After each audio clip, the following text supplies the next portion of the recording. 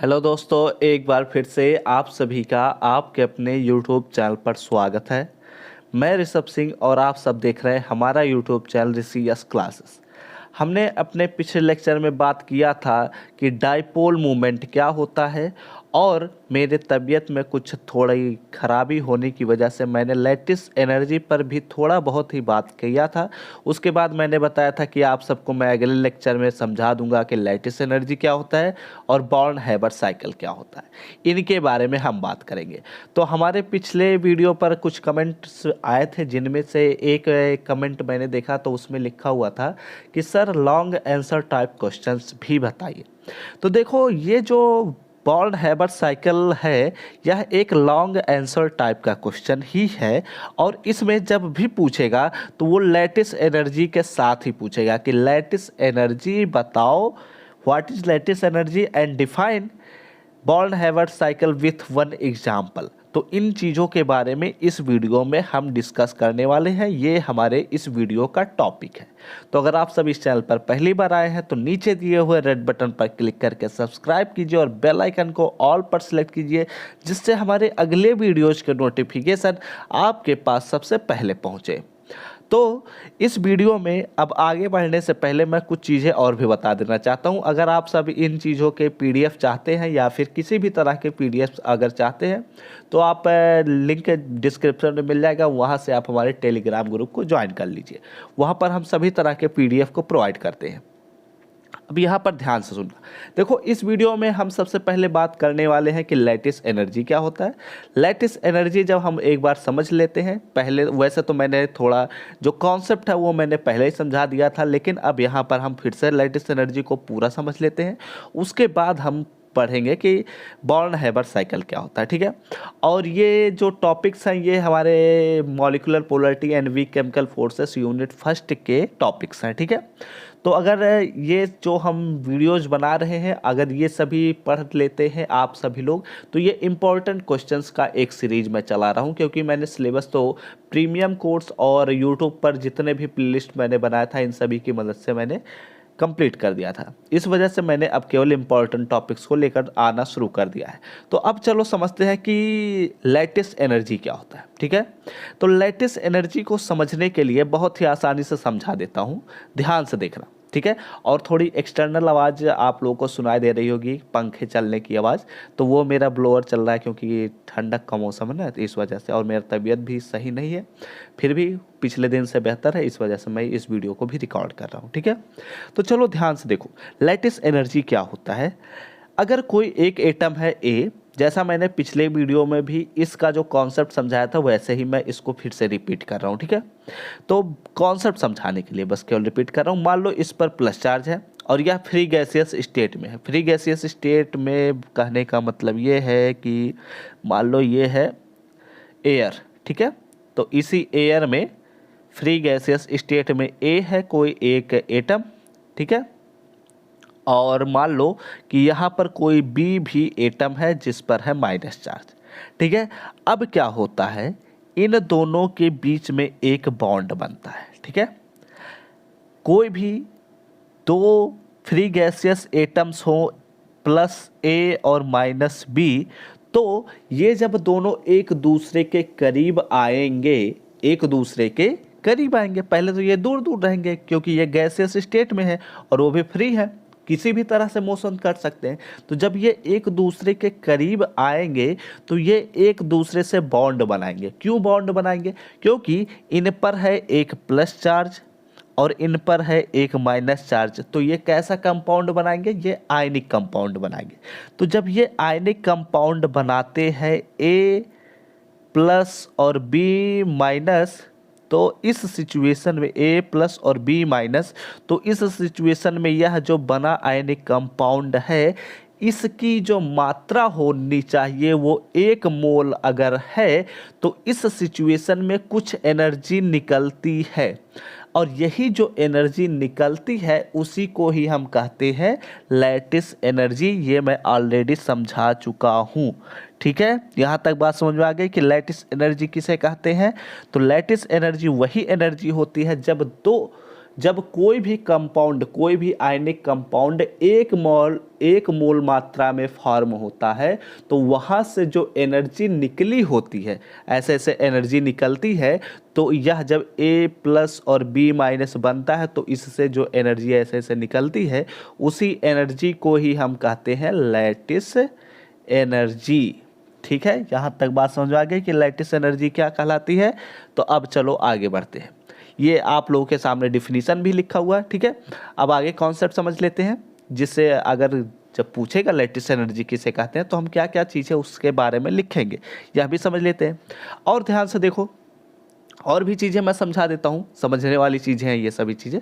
ठीक है, जैसे मान लो ये A+ था और B-, ठीक है, A+ और B- जब बन रहा था तो यह जब फ्री गैसियस स्टेट में ही है, फ्री गैसियस स्टेट में इस कलर से दिखा देता हूँ। ठीक है, मान लो ये फ्री गैसियस स्टेट में है हमारे A+ और B-।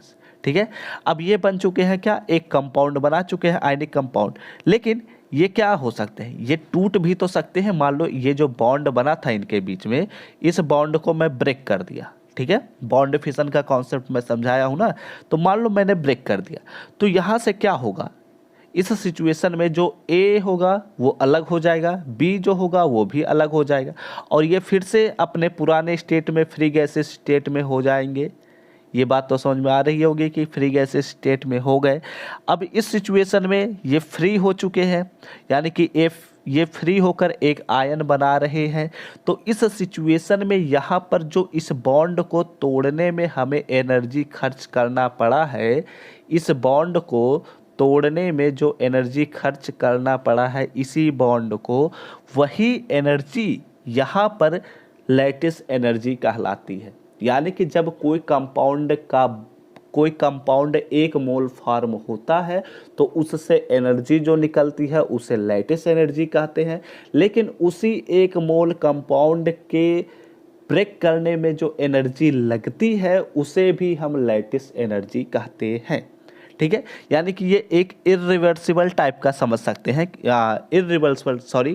ये रिवर्सिबल टाइप का समझ सकते हैं। यानी कि यह कहने का मतलब है कि अगर A+ और B- मिलकर एक आयनिक कंपाउंड बनाए तो इस सिचुएशन में जो एनर्जी निकली है, मान लो U है, तो अगर इसी A+ और B- को मैं उतनी ही एनर्जी दे दूं तो इस सिचुएशन में हमें फिर से वही A और B मिल जाएंगे।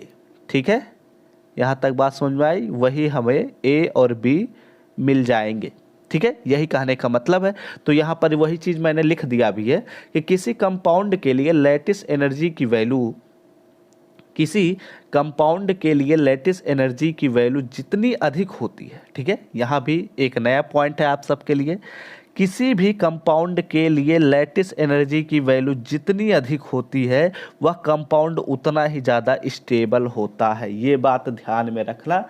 ये अगर आपको ऑप्शनल पेपर आता है तो वहाँ पर ये पॉइंट आपके काम आएगा कि किसी भी कंपाउंड का अगर लैटिस एनर्जी ज़्यादा है, अधिक है, तो इस सिचुएशन में उस कंपाउंड की स्टेबिलिटी क्या होगी, अधिक होगी, कम होगी, कोई फर्क नहीं पड़ेगा, नन ऑफ दीज, ये 4 ऑप्शन मिल सकते हैं।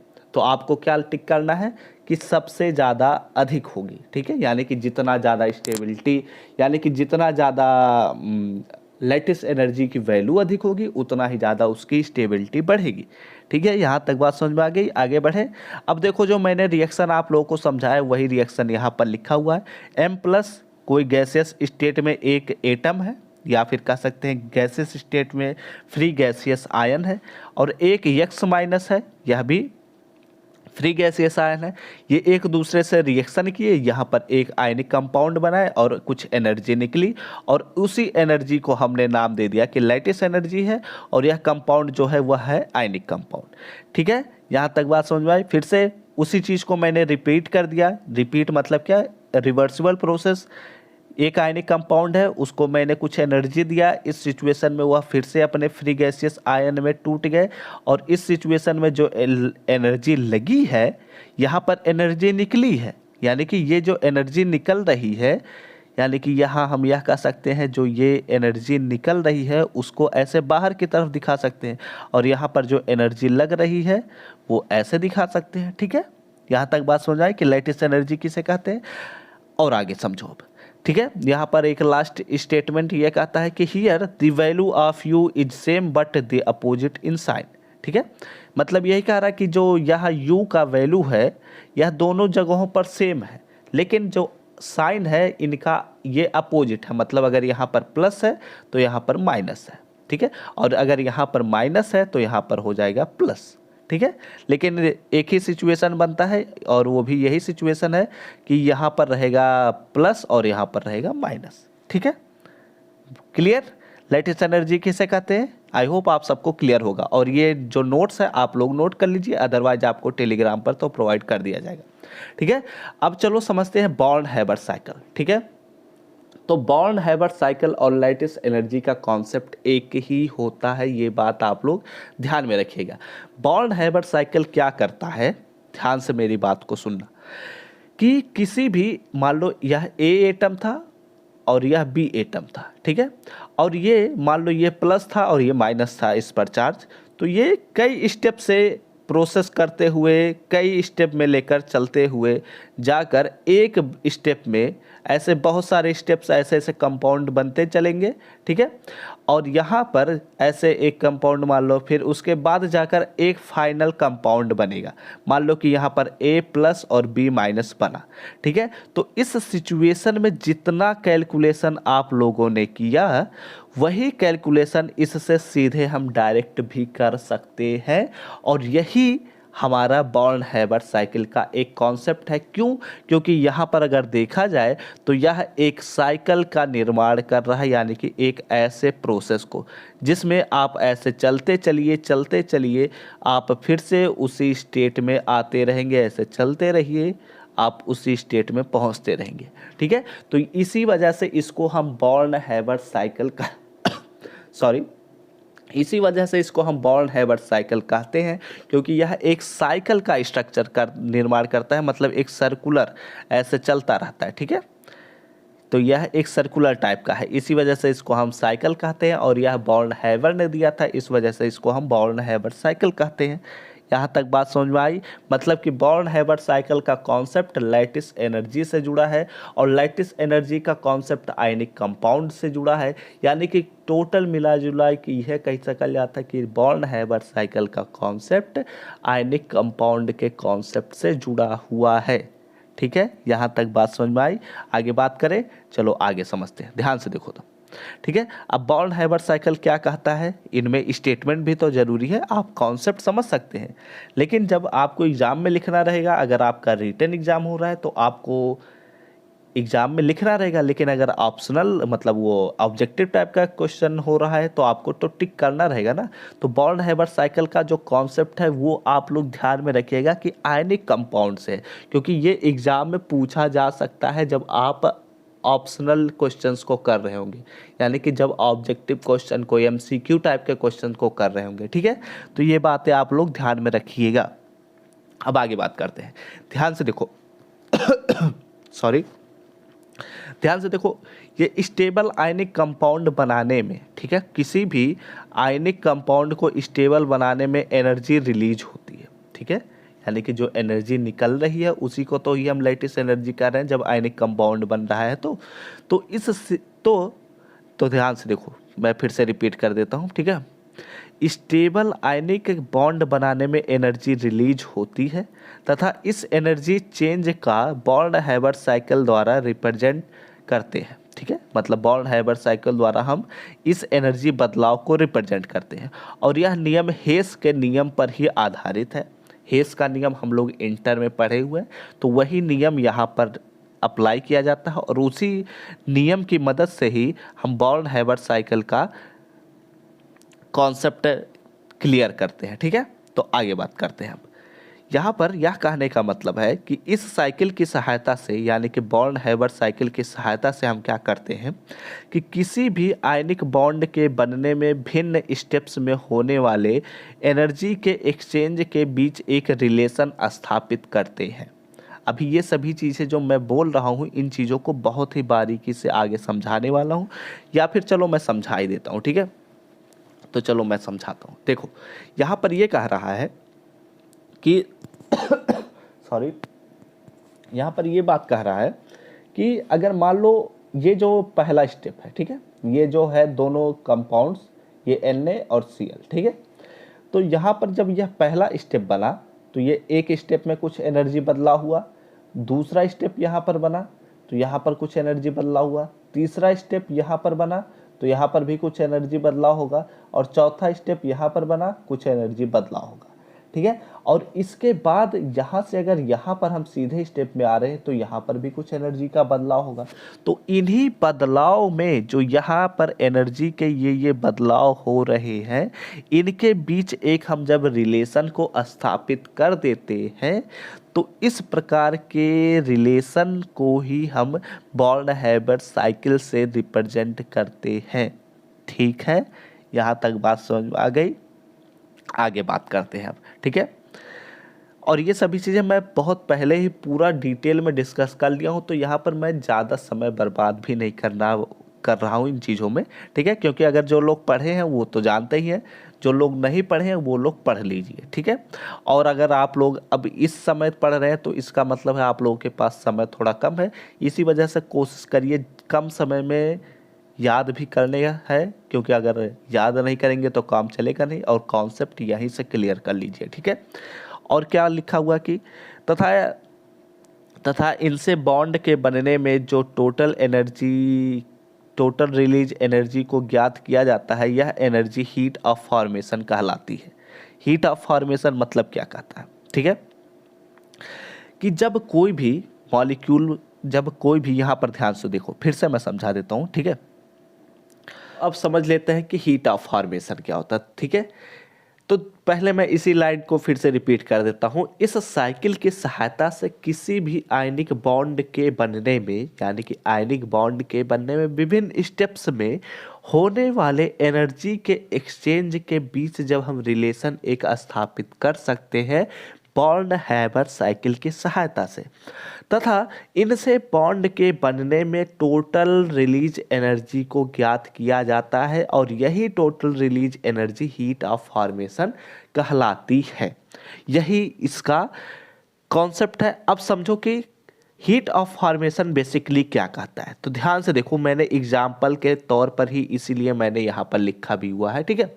तो इस पे एग्जाम्पल के तौर पर ये कहता है कि जब देखो Na और Cl2 है, और इससे मैं लास्ट स्टेप में NaCl बना रहा हूँ, तो यहाँ पर कई स्टेप्स हो रहे हैं, ठीक है। तो जो स्टेप्स हो रहे हैं इनसे कुछ एनर्जी का जो बदलाव हो रहा है, अभी जो मैंने पहले समझाया कि रिलेशन स्थापित हो रहा है, तो इनकी मदद से हम इस Na और Cl से NaCl के बनने में जितने भी ऐसे स्टेप्स हुए हैं, इन सभी स्टेप्स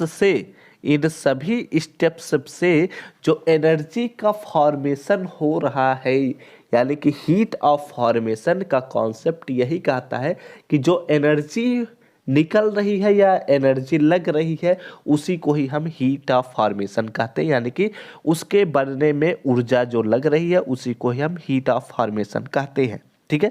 वैसे मैंने इस चीज़ को बहुत पहले ही जब समझाया था तो बहुत ही डिटेल में सब कुछ समझा दिया था। यहाँ पर थोड़ा शॉर्टली करना पड़ रहा है, क्योंकि एक ही वीडियो में 3 से 4 अगर टॉपिक बताना है तो छोटा तो करना ही पड़ेगा, तो इसी वजह से ऐसा करना पड़ रहा है, ठीक है। आगे बात करते हैं। और आगे एक आप सबके लिए इम्पोर्टेंट पॉइंट है, जो जिनका भी पेपर ऑब्जेक्टिव टाइप का होगा उनके लिए एक बहुत ही इम्पोर्टेंट पॉइंट, कि किसी भी बॉन्ड के लिए अगर हीट ऑफ फॉर्मेशन की वैल्यू जितनी अधिक होगी वह बॉन्ड उतना ही स्ट्रांग होगा, यानी कि जैसे लैटिस एनर्जी की वैल्यू जितना अधिक हो रहा था वह कंपाउंड उतना ही ज़्यादा स्टेबल हो रहा था, वैसे ही यहाँ पर जितना अधिक high stable heat of formation होगा उतना ही ज़्यादा स्टेबल वह बॉन्ड होगा, और जब वह बॉन्ड स्टेबल होगा तो वह कंपाउंड भी स्टेबल होगा। ये बात हम लोग पहले ही जानते हैं, तो यहाँ पर ये सभी चीज़ें इंटरकनेक्टेड है, ठीक है। आगे बात करें तो चलो आगे बात करते हैं। आगे क्या कहता है हम लोगों में कि जो हमारे पास एलिमेंट, ठीक है, यहाँ पर अब आता है स्टेप्स, यानी कि जो बॉर्न हैबर्ट साइकिल है वह एक साइकिल है।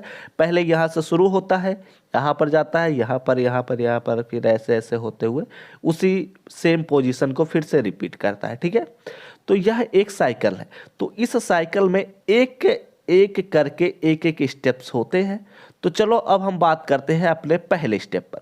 पहला स्टेप ये कहता है, क्या कहता है कि एलिमेंट से कंपाउंड के बनने में फॉलोइंग स्टेप्स होते हैं। पहला स्टेप ये कहता है कि जो पहले एलिमेंट है का अगर एटम जो है वह सॉलिड है या लिक्विड स्टेट में है तो उसको हमें सबसे पहले गैसियस स्टेट में बदलना होगा। सबसे पहला कंडीशन क्या है, आयनिक कंपाउंड बनाने के लिए बॉर्न हैबर साइकिल का सबसे पहला स्टेप ये कहता है कि अगर हमारे एटम्स जो हैं वो सॉलिड है या लिक्विड है तो उन्हें पहले फ्री गैसियस आयंस बनना होगा, ठीक है, यानी कि उन्हें पहले गैसियस स्टेट में आना होगा। ये हमारे पास है पहला स्टेप। दूसरा स्टेप क्या कहता है, दूसरा स्टेप ये कहता है कि अगर यहाँ पर ध्यान से सुनना, अगर है, पहले हमने क्या किया, कोई भी एटम है उसको हमने सॉलिड या लिक्विड स्टेट में अगर है तो उसे हमने क्या बदलाव किया, गैसियस स्टेट में बदला। उसके बाद अगर हमारे पास वह गैसियस एटम बन चुका है तो इस सिचुएशन में हम उसके इलेक्ट्रॉन्स को इधर उधर करेंगे, यानी कि उससे निकालेंगे या उसमें एक इलेक्ट्रॉन डाल देंगे जिससे वह आयन में बदल जाएगा। अगर इलेक्ट्रॉन ले रहा है तो माइनस चार्ज हो जाएगा, इलेक्ट्रॉन दे रहा है तो प्लस चार्ज हो जाएगा। तो इस प्रकार से वह आयन में बदल गया। अब जब आयन में बदल गया तो क्या होगा, आयन में बदलने से वह दोनों आपस में क्या करेंगे, रिएक्शन करेंगे और उनसे एक बॉन्ड बनेगा और वही बॉन्ड हमारा आयनिक बॉन्ड होगा और इस प्रकार से हमें एक आयनिक कंपाउंड मिल जाएगा। ये होता है बॉर्न हैबर साइकिल के स्टेप्स। बहुत ही आसान से थे, समझने वाली चीज़ें। अब चलो एग्जाम्पल के तौर पर समझ लेते हैं क्या होता है।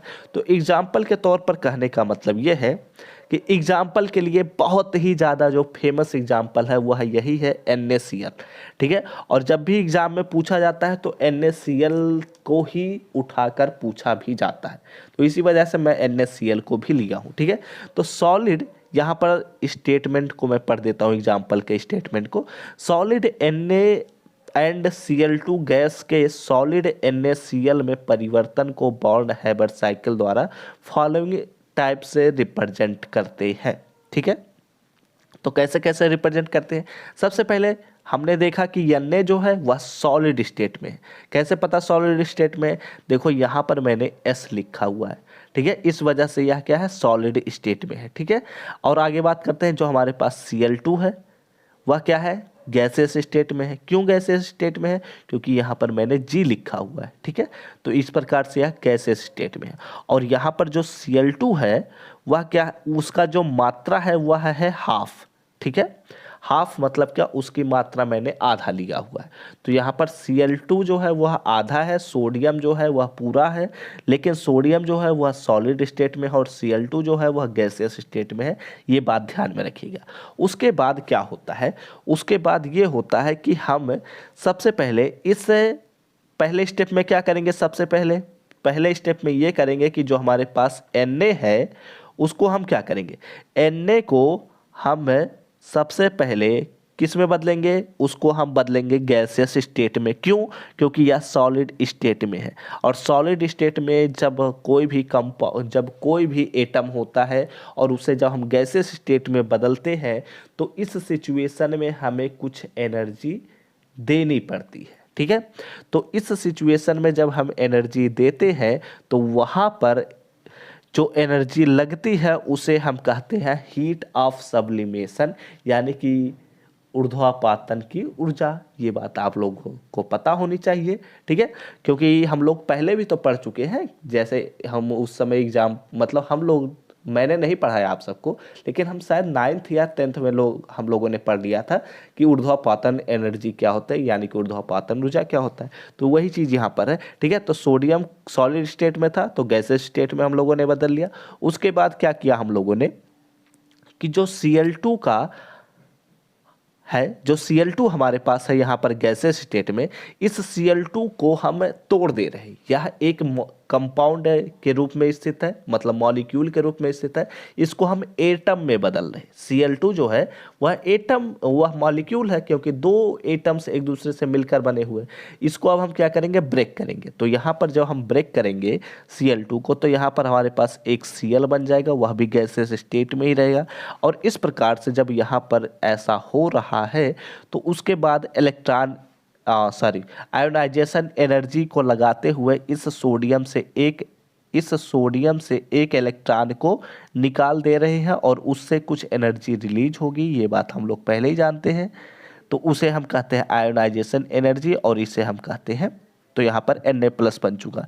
और इस Cl से भी एक एनर्जी इसमें हम डाल रहे हैं, तो इस प्रकार से यहाँ पर इलेक्ट्रॉन अफिनिटी हो जाता है। तो इलेक्ट्रॉन अफिनिटी में यह Cl- बन चुका। अब Na+ और Cl- एक दूसरे से रिएक्शन करते हुए एनर्जी निकालेंगे, लैटिस एनर्जी को निकालेंगे और इस प्रकार से बना लेंगे NaCl। ठीक है, तो इस एनर्जी को हम लैटिस एनर्जी कहते हैं। इस एनर्जी को हम कहते हैं हीट ऑफ फॉर्मेशन। और यह एनर्जी कब बनता है इसके बारे में तो अभी मैंने बताया नहीं, तो इसके बारे में भी समझ लो।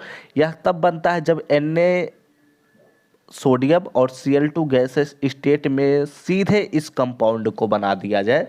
तो इस सिचुएशन में इतना एनर्जी लगता है या निकलता है, इस बात से रिएक्शन पर फर्क पड़ता है। ठीक है, तो यहाँ तक बात समझ में आ गई। यही एग्जाम्पल था। ठीक है, तो अकॉर्डिंग टू हेस का नियम क्या कहता है कि जितना भी एनर्जी इन सभी स्टेप्स में लगा हुआ है वह एनर्जी इसी स्टेप के ही एग्जैक्ट बराबर होना चाहिए। तो इस वजह से -U = इतना प्लस इतना प्लस इतना माइनस इतना माइनस इतना।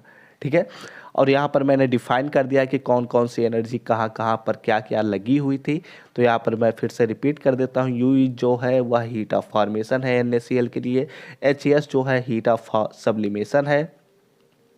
Hd जो है वह हीट ऑफ डिसोसिएशन है, मतलब टूटने के लिए। Cl2 दो एटम से मिलकर बना था, तो यह एक एटम में बदल दिया गया है।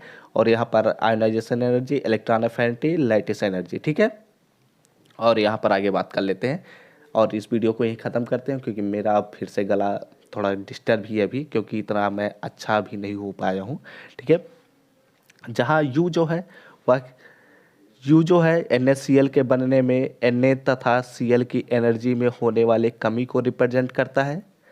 यदि U की वैल्यू निगेटिव होगी तो बॉन्ड का वैल्यू, अगर U की वैल्यू निगेटिव होगी तभी बॉन्ड बनेगा। अगर U की वैल्यू पॉजिटिव हो रही है तो बॉन्ड नहीं बन सकता है, क्योंकि एनर्जी जो है वह क्या होनी चाहिए, निकलनी चाहिए, जबकि एनर्जी वहाँ पर लग रहा है। इसी वजह से अगर लगेगा तो पॉजिटिव होने लग जाएगा, तो इस प्रकार से कंपाउंड नहीं बनेगा।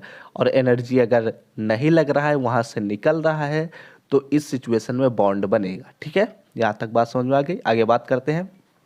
यूजेज क्या कहता है। यूज में हमारे पास दो ही यूज हैं यहाँ पर।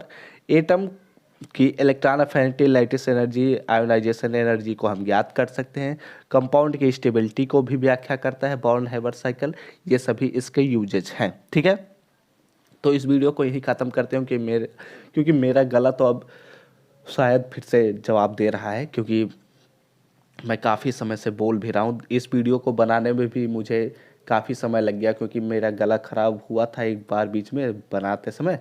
तो वहाँ पर मैंने ब्रेक लिया था, तो आधे घंटे वहाँ पर भी मुझे आराम देना पड़ा था। ठीक है, चलो अब इस वीडियो को यहीं ख़त्म करते हैं। अगर ये वीडियो अच्छा लगा हो तो लाइक कर दीजिए, कमेंट करके बताइए आप सबको यह वीडियो समझ में आया है या नहीं। और ऐसे ढेर सारे वीडियोज़ के नोटिफिकेशन पाने हो तो इस चैनल को सब्सक्राइब कीजिए। हम सब मिलते हैं अपने नेक्स्ट वीडियो में। तब तक घर पर रहिए, सुरक्षित रहिए, पढ़ते रहिए, खेलते रहिए और आगे बढ़ते रहिए।